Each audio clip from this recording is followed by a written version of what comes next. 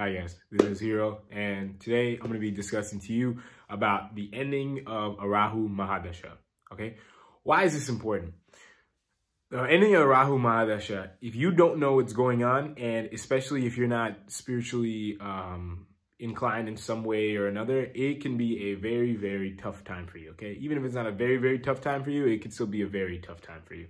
Okay, why? Rahu really only cares about the material desires it wants to fulfill in this life. Okay, I'm going to cover that in a second. But if you look, after Rahu Mahadasha, or any dasha, okay, Mahadasha, antardasha, pratyantar, Jupiter starts right after. Okay, Jupiter is all about wisdom, okay, learning what you need to know spiritually and also moving towards enlightenment. Okay, those two agendas conflict each other very, very much. Okay, so the switch from Rahu to Jupiter, especially at the Mahadasha level, but also at the other ones as well, can be a very, very harsh switch. Okay, now, why is it harsh? So you have to look, Rahu Mahadasha, okay, so what does it want to do? It wants to help you fulfill your desires. Okay, and anytime I say Mahadasha, you could just substitute in for any dasha, antardasha, pratyantar dasha. Although there's a little special rules for those, but at the most general sense, it'd be easier for me to talk about Mahadasha. Okay, so Rahu Mahadasha, it wants to help you fulfill your desires. Now, how you fulfill your desires, it's all dependent on your chart and your karma. Okay, so what do I mean by this? So you could have a certain desire, let's just say for like a certain connection or relationship or friendship in this life, or it could be like, you know, certain prestige or money. You could have that desire. Now, how strongly you have that desire, how that desire gets fulfilled, because it's always going to get fulfilled, but it's just how it gets fulfilled is going to be the question. Okay, so for example, let's just say you have the desire to be in have some great you know, connection, okay? A connection with like a relationship type of connection, okay? I would say, me personally, really good karma could be, you know, you having it just that way, right? You're dating someone or something and it's going amazing, blah, blah, blah. Something bad would be like, you know, that person is in your life, all up to your standards, and like that person's just out of your reach, okay? Or they're in your reach, but that expectation you have in your head, like, it never gets fulfilled, or they never quote unquote change, or something like this, okay?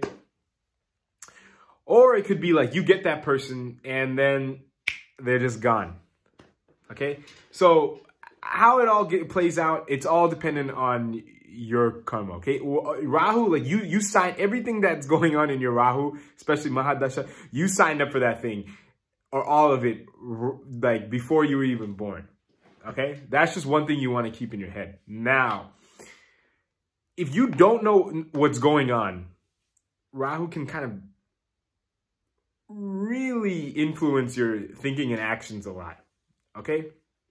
So just a little hint here. The best way to overcome a Rahu Mahadasha is just turn towards spirituality in general, okay?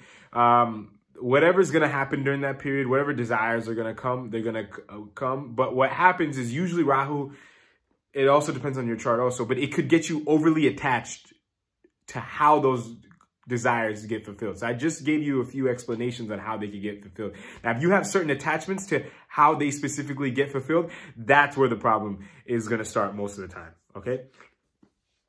So now I'll continue from there. So most of the people, let's just say, like I said, it could be really good or really bad, okay?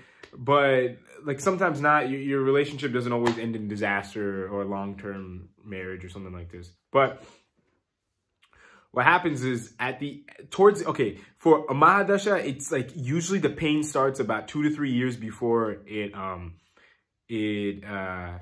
ends, and it keeps going about 2 to 3 years after your Jupiter starts, okay? Which coincidentally, if you look at the antardasha level, it's basically like when your sun antardasha starts in Rahu, okay? So sun is all about kind of the ego, moon is about the mind, and Mars is naturally a malefic also that kind of brings intuition, okay? So that, and then throughout your whole Jupiter, which lasts the same amount of time because sun, moon, and Mars, like the periods are shorter, so from Rahu Sun to Jupiter end, it's going to be a little bit of a shift. Okay, so one aspect I want to look at it now is just the Mahadasha level. Switch from from Rahu to Jupiter. Okay, so if you're in Rahu, it's kind of like you're living in the dark. Okay, you're just chasing, like you imagine like the lights are off, you can't see, and you're just kind of running around trying to chase something. Okay, now when Jupiter starts, it's kind of like someone opens the door and the sunlight is right there and you can see everything. Okay, now you could be like, oh man, you know, the sun's out. This is how most people look at it. Okay, like the sun's out, whatever. It's great, right? Well, not exactly, because if you're not spiritually inclined, that's basically like you saying that you kind of just want to live in the darkness. Okay, that's kind of what it is. Okay, you just want to keep living in the illusion and not wake up. Okay, which it just is what it is. Now, what happens is when the Rahu at the end, let's just say at that period, it's like you're trying to chase the most, okay? Like you think, so like I said, in Rahu, you're kind of in a dark room, okay? You're chasing, you kind of think your chasing is getting better, okay? Like your ability to kind of navigate through the dark, it's all an illusion, but let's just say you think your ability to navigate through yourself in the dark is getting better and better, but it's actually not, but you just think it's getting better and better. So like, you're diving more into that illusion and you're getting more frustrated at the end, okay? Like I said, especially when your sun antardasha starts, you'll feel it picking up a little bit and you'll slowly feel it picking up more and more throughout your moon and then throughout your Mars antardashas, okay? And then when Jupiter comes, it's like the lights out, okay? Now you could think, oh, well, now you can see everything. Well, two things happen when the sun turns out. One, it's like the actual sunlight, it's just too much for you to handle, okay? Imagine that. Imagine it's like, man, it's like imagine someone opens the curtains and the sun, and you're just like, man, just close that. Okay? So it's like, the actual sunlight, the actual like, what am I doing kind of thing when Jupiter starts. It's a lot for you to handle, okay? Right there and then. Two, you see that you weren't really chasing anything, or anything you were chasing was not really like, what was the point of you chasing all this stuff? Okay? So the combination of those two, it's like, the wisdom and then the illusion breaking down, it's a lot when Jupiter starts. Okay, so a lot of people they get so excited when the Jupiter starts. I would really any expectations of like finding peace or anything like that right when Jupiter starts, I'd put that aside for a little while. Okay, at least for a little while. Okay, so so I kind of explained the beginning of the Jupiter period. It ties into the end of the Rahu, okay? Because that whole period, like the 2 to 3 years of after Jupiter starts and the 2 to 3 years before it starts, the ending of Rahu, it's a very big thing going on there, okay? Now, the ending of Rahu, like I said, sun has to do with your ego, moon has to do with your mind, and Mars has to just do with like your intuition and just changes happening in general, okay? It owns Aries and Scorpio, okay? Now, knowing this, like I said, in general that I just gave about the Rahu Dasha ending in general, so it's like your ego, mind, and Mars, which I just kind of explained a little bit, are all getting involved in this little dance or chase in the dark, you could call it, okay? And when they get involved, they're very powerful planets, okay? So when they get involved, it's kind of like the heat kicks up. Okay, so it's like your ego's getting frustrated, your mind's getting frustrated, your Mars is getting frustrated. They're all like, man, what what is going on? So at the end. And then naturally, so this is what's going on in at kind of like a spiritual internal level. Now, what happens on the outside, or even at a mental level to an extent, like it depends on your placements. Okay, so like I said, sometimes it can be very strong. Sometimes it can be like the strength of it, like the suddenness of it. All these variables are kind of looked at from your chart. Okay, sometimes your Rahu can just be bad like the whole time, and then like it just kicks up a little bit of heat at the end. Sometimes it can be bad the whole time and it even kicks up a lot more heat at the end. Sometimes it can be really good throughout the whole thing, and then at the end, it just gets a little bit worse. Sometimes it can be really good at the end, and it really takes a dive down. There's a lot of combinations that could happen, but the theme is what I just described in this whole video. Now, what do you do about this, right? Like, yeah, like, okay, like I said, everything big that happens during your Rahu, most likely you had it coming. Okay, like it was just meant to be, you could call it. Okay. Now, what do you do about this? So, like I said, it could be a very frustrating time for people throughout this whole period, from the Rahu Sun starting to the Jupiter ending. Okay. So, what do you do? If you know this is about to happen, I would strongly recommend that you kind of just prepare for this, okay? Like everything you've been chasing, Rahu's gonna kind of just, it could, like I said, punish you just very suddenly, okay? Like Saturn, it'll kind of do it slow, okay? The whole time, it'll kind of just chip away at you slowly, and you'll kind of just feel frustrated. Rahu, it's like, look, I'm giving you a chance to change. And if you don't change, I'm gonna make you change. Like that's what it's doing. Rahu and Ketu are both kind of like that. I'll describe in another video how they're different. Okay. So Rahu, it's gonna be like, dude, I'm like your time's up. Like you've been doing this dance for whatever 15 years. I got 3 years left, and I'm gonna make it happen. Okay.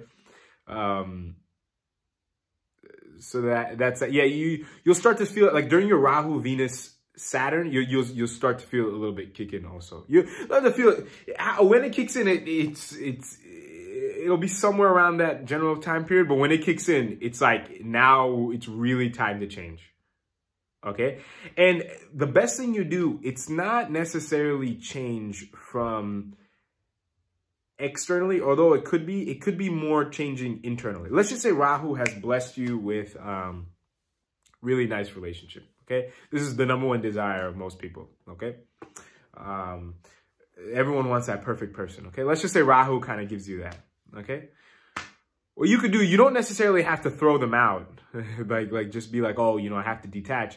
Just detach from them mentally. Okay, how we view people, it's all based off of our own expectations and how we view them, anyways. Okay, how we view our partners, not how everyone else views our partner. Okay, it's all kind of up here.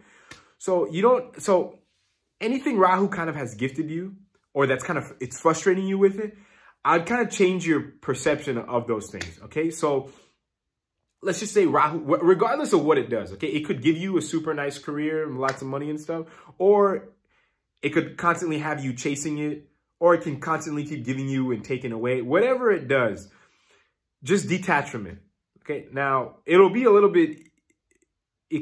bit easier to detach from it if it's like kind of giving, taking away, or if it kind of just never gave you it, versus if you had it the whole time, it's kind of going to be easier to, harder to detach because you think, oh, when it's never going to leave me. But I would strongly recommend that you start detaching from it if you are about to go through the ending of Rahu, or if somebody else is about to go through the ending of Rahu. I'd strongly convince you to try to talk to these people, okay? Now, you just want to detach from them, okay? And I have videos on how to detach from, or I mentioned a lot of them on how to, okay? Just accept the thought of you losing it, whatever. Accept the thought that it might not be exactly what you think it is. Accept all fears related to losing that thing, or a bunch of the things that Rahu has given you. Okay, you're going to want to kind of do this. And I'm going to tell you kind of what happens, also what could happen if you don't. So your Jupiter, like I said, it's supposed to be a great time. But however, due to the modern world, if we keep clinging on to some of the stuff that quote unquote happened in the Rahu Dasha, let's just say you had some really bad breakup and you just can't get over it. It's going to tarnish your Jupiter Mahadasha very greatly, okay? That you got to have plenty of good partners or whatever, and you just will not appreciate them at all, okay?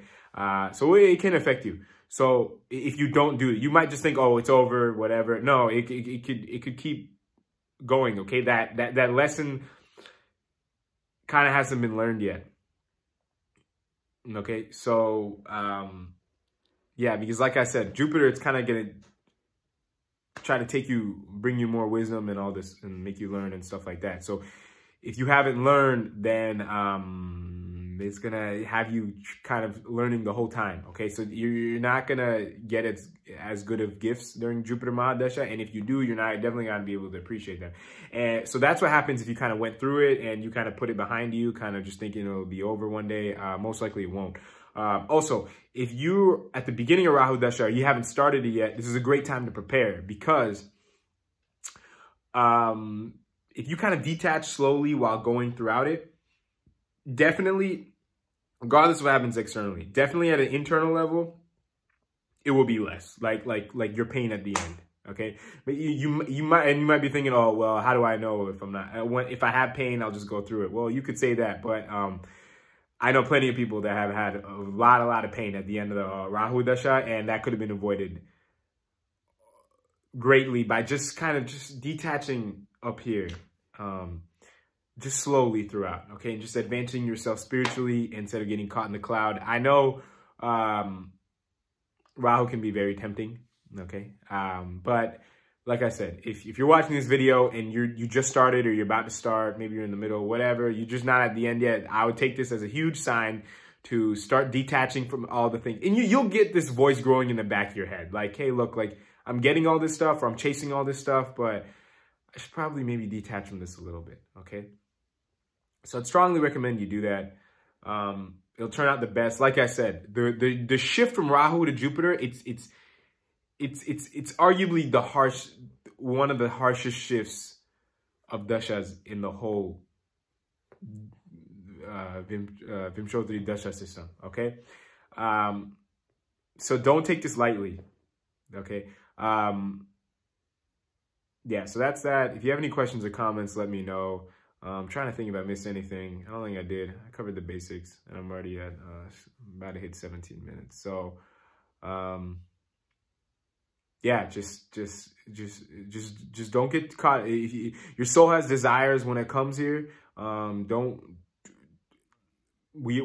the whole reason we took birth, is to fulfill our desires. Just don't get caught up on how the desires are getting fulfilled or getting attached to the desires, okay?